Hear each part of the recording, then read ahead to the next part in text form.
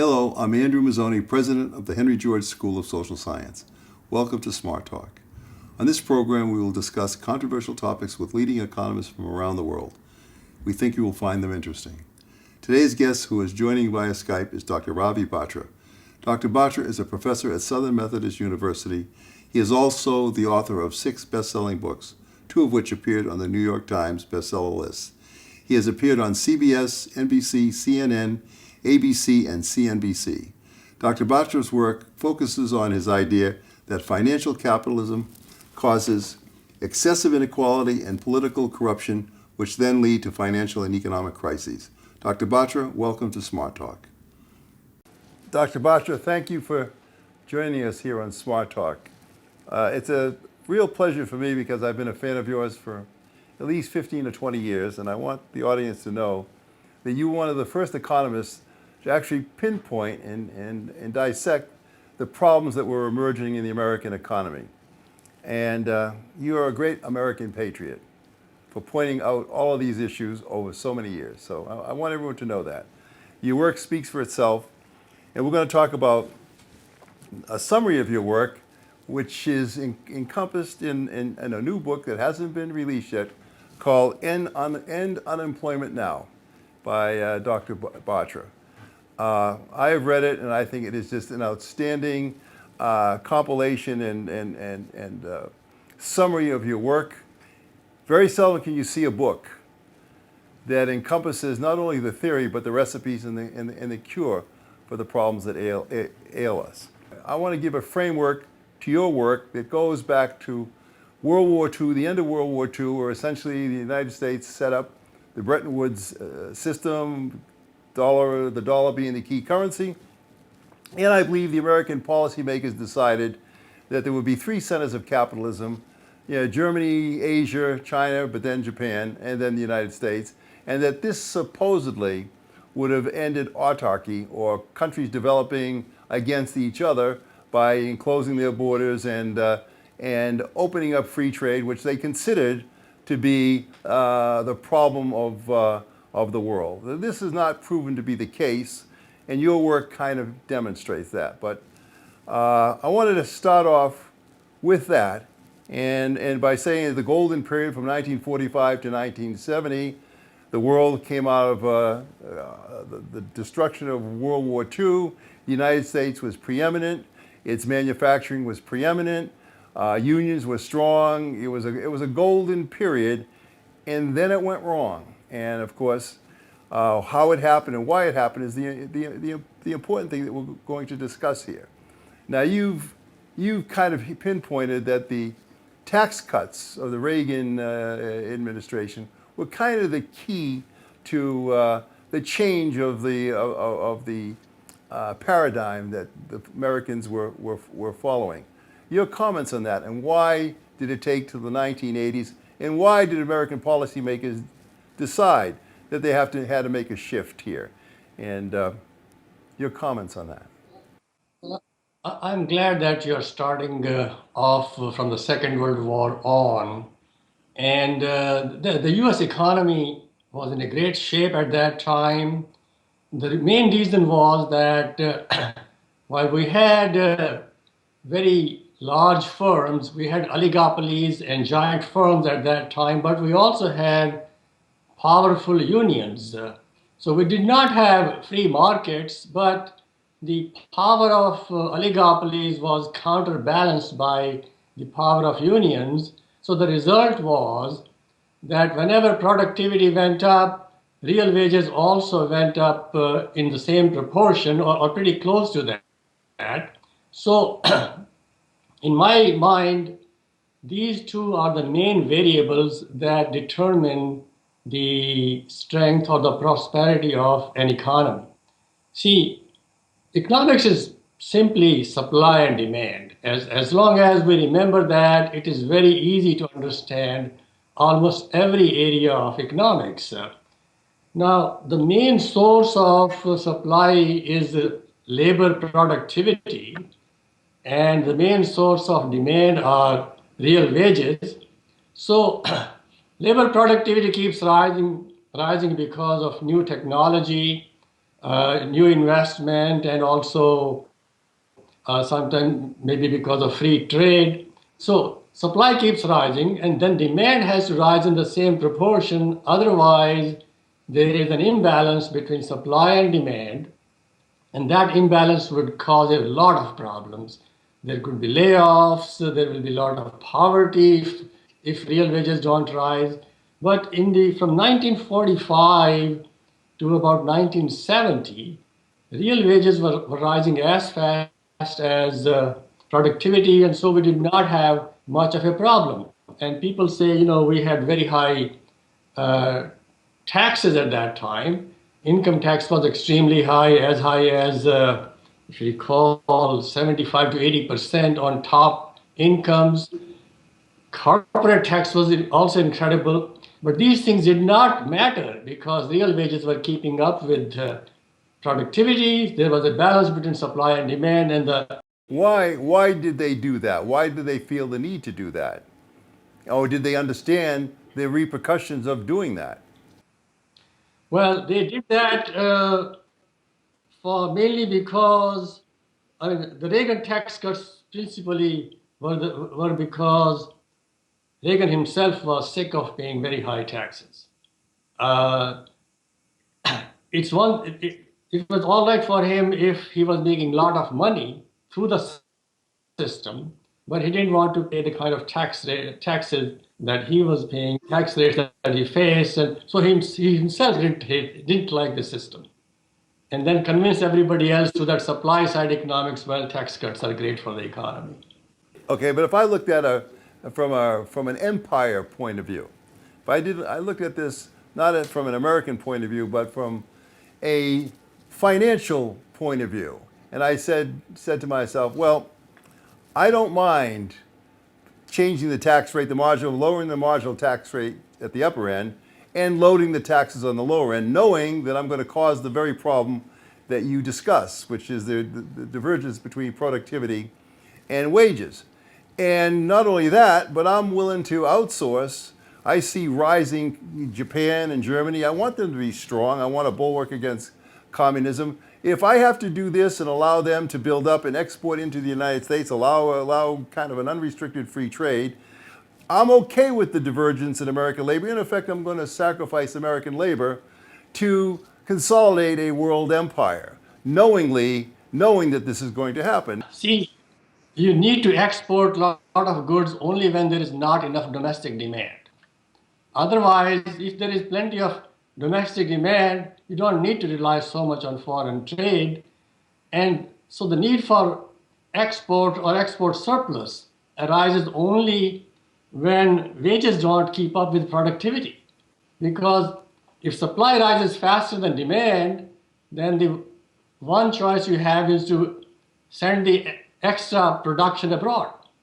But if your wages are keeping up with productivity, in fact, I recall the case of Japan, uh, their real wages rose very fast, as fast as productivity, mostly because of powerful unions.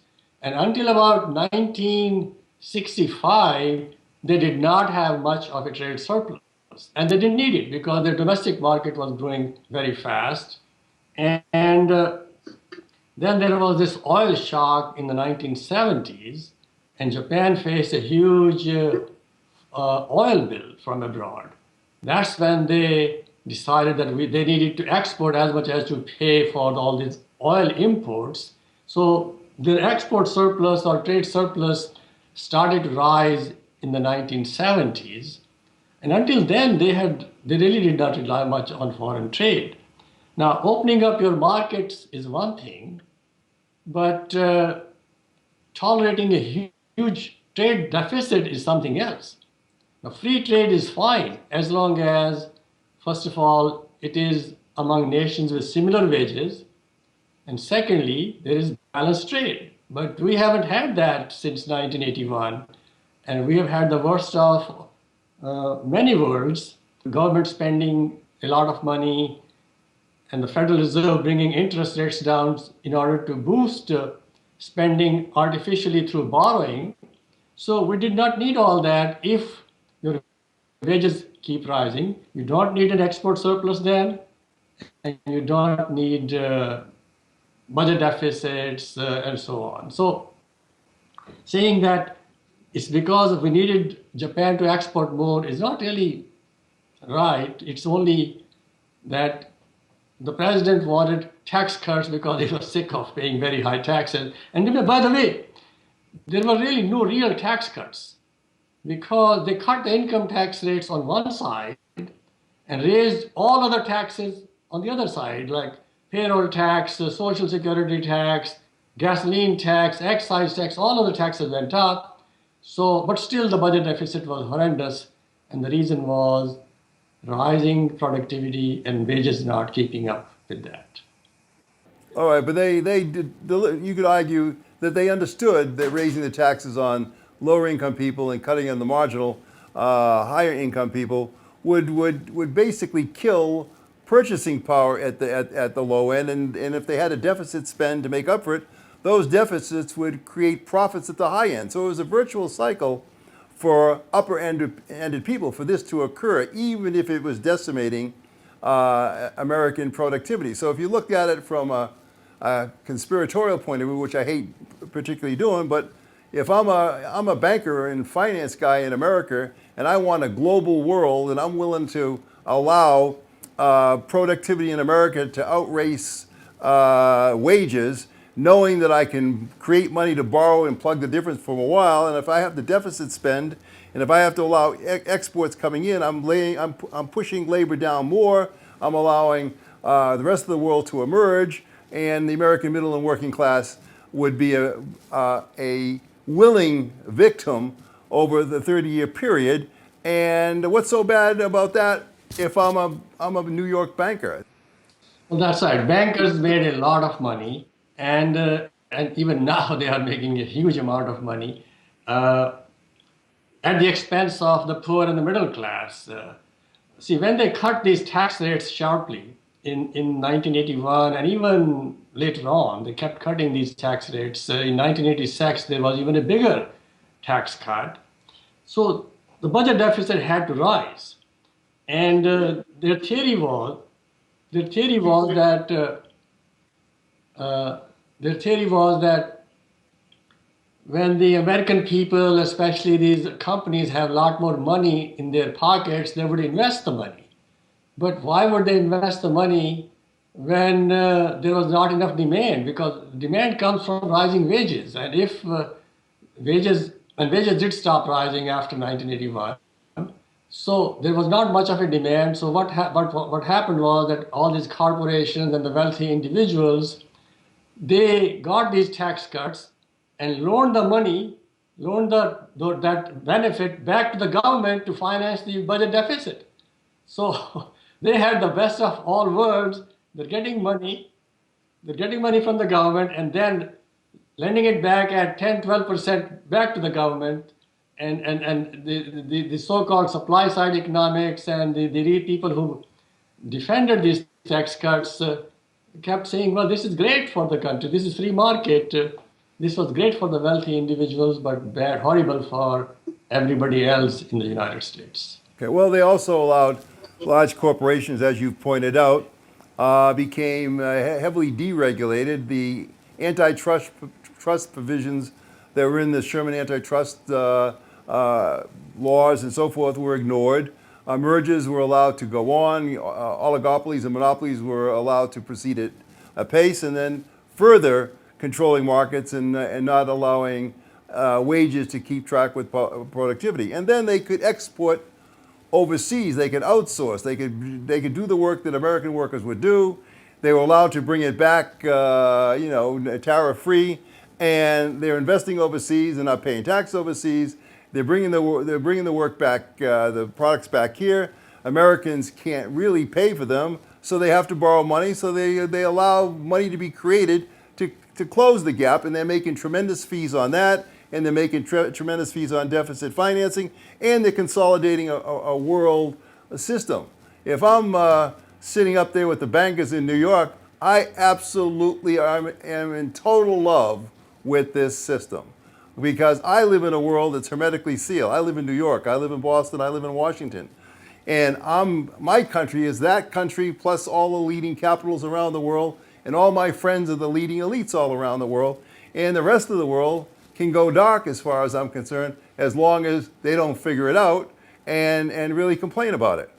I figured it out way in advance. In fact, some people are surprised by my by my logic.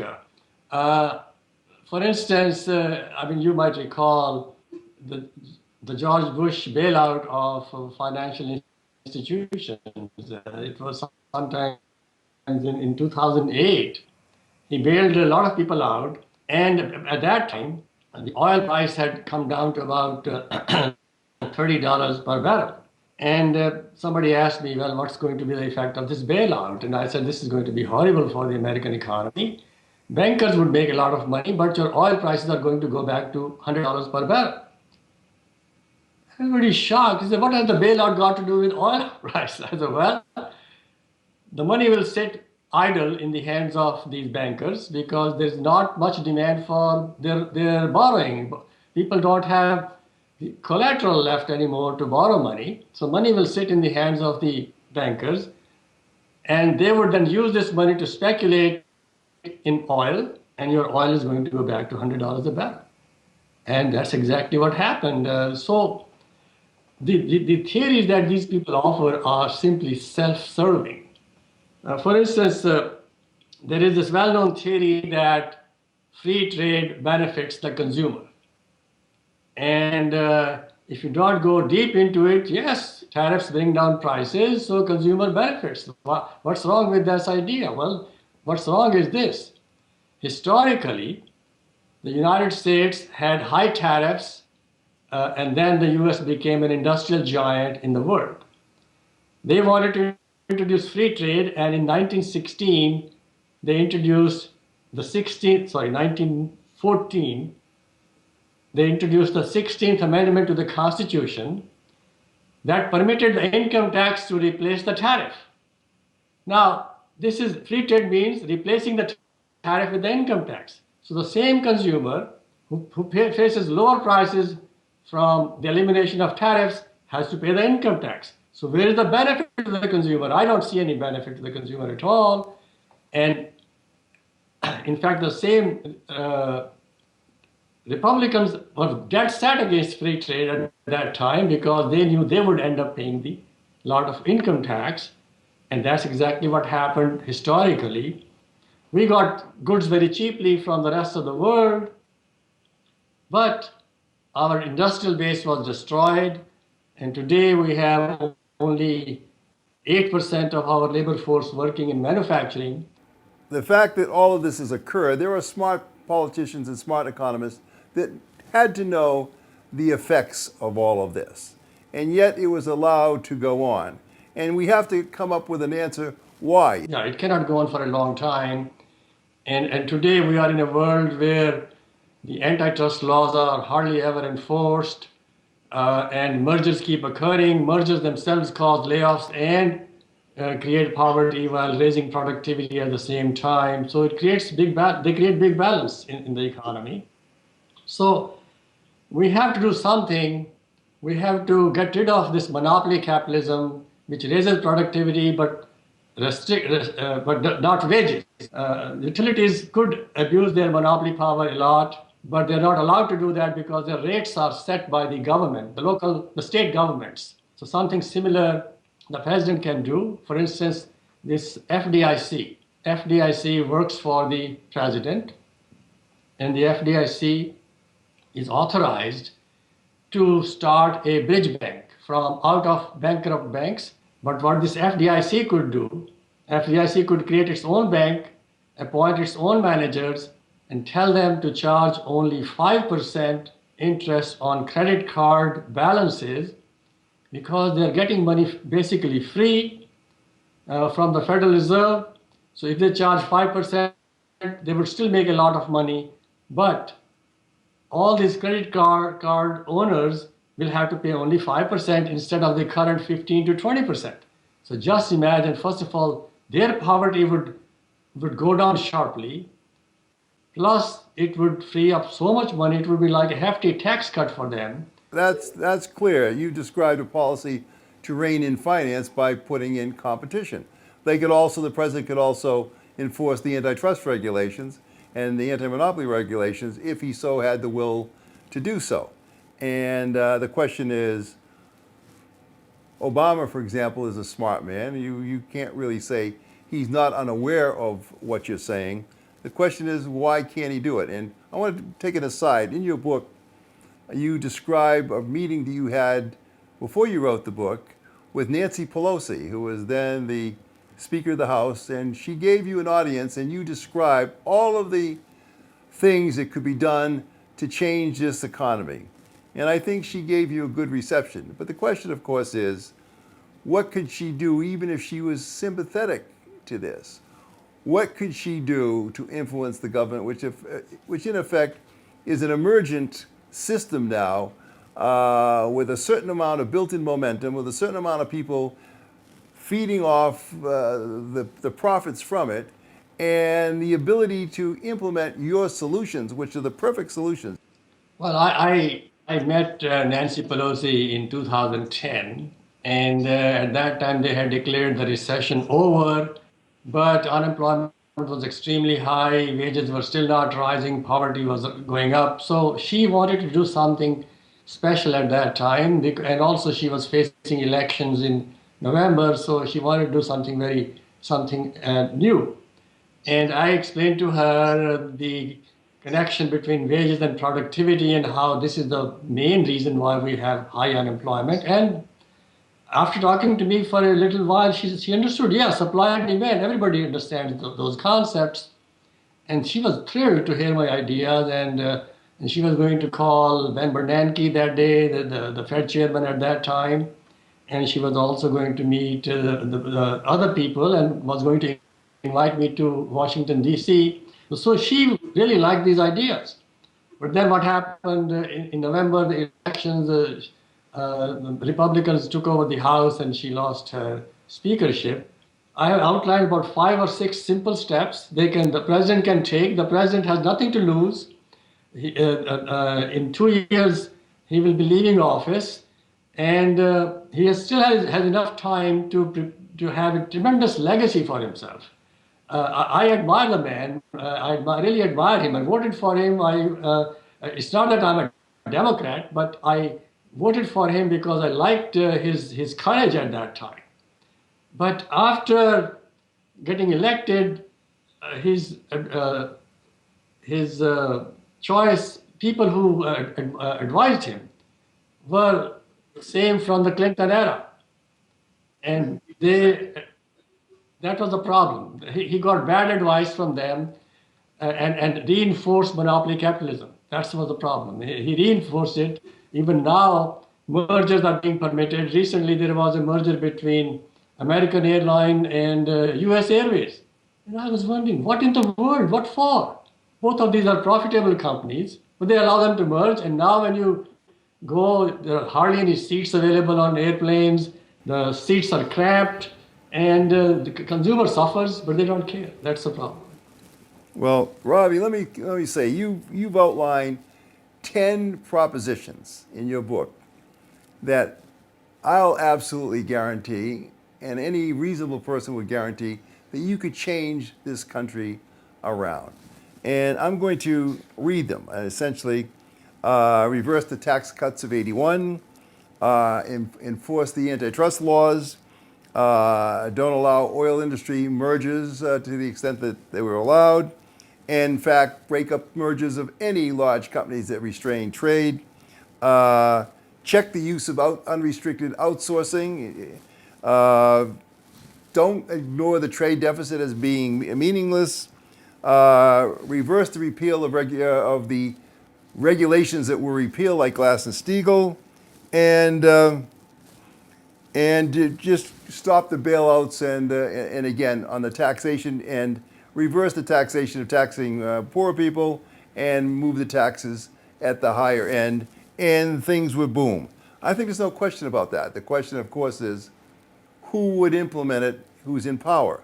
For again, I'm a banker in New York. I'm 50 years old, let's say, and I've got plenty of money, and I don't believe I'm going to go to the next world. I believe this is it. And I've got 20 good years left. And this is a wonderful world for me in New York. This is heaven. And I understand what you're saying, Ravi. But the American people are basically confused about this matter. They don't seem to be able to put it together. And I'm afraid that if I did Ravi's proposals, I don't know what the outcome would be to me personally. And since I can donate enough money to elect any politician I want, why should I change? There is no reason for me to change or do the right thing, because the right thing for me is not the right thing for the American people. And I'm not calling for a rise in taxes at all. All I'm saying is the president has the legal authority to create competition in various markets. And once you create competition, supply and demand will come to play on their own. If you have created, like for instance, suppose you ban the mergers among, or not just ban the merger, just enforce antitrust laws. The law's already there, just enforce the law and don't allow mergers among profitable companies.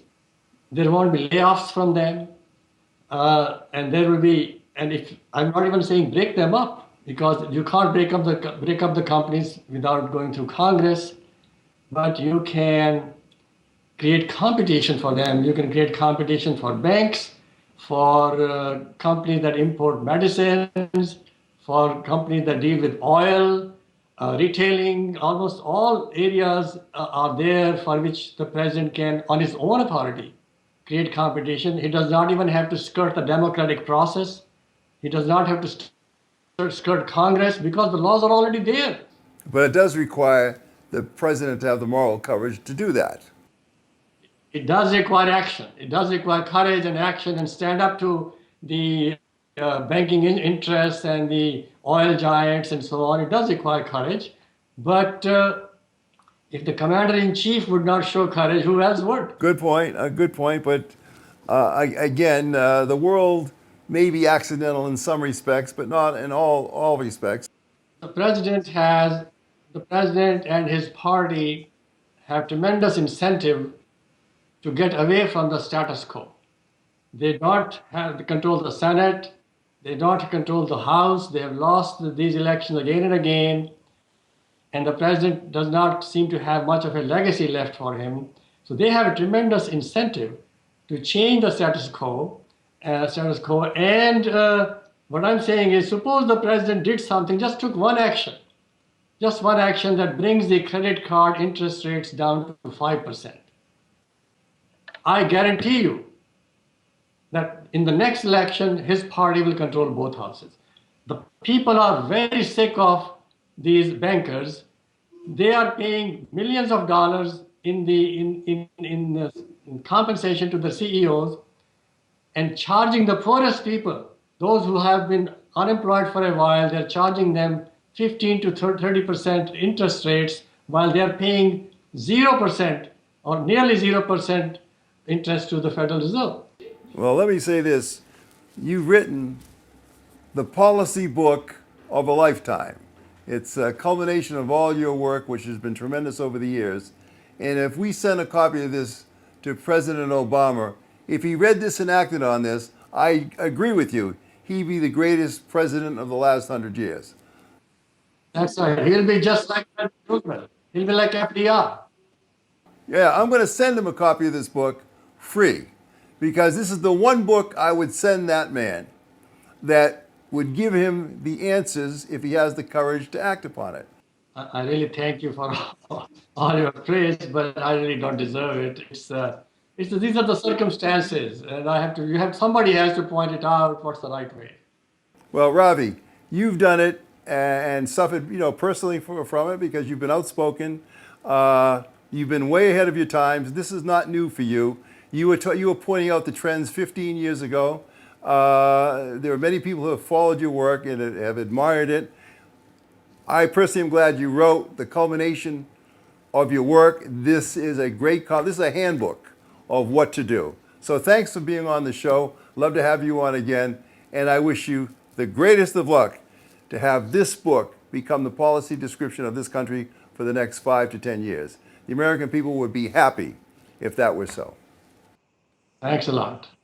And that's it for this edition of Smart Talk. In upcoming shows, we will be talking to such renowned economists as Dr. Eric Reinert, a Norwegian economist who specializes in developmental economics and economic history. Please post your questions or comments on our website at www.henrygeorgeschool.org. I'm Andrew Mazzone. We will see you again next time.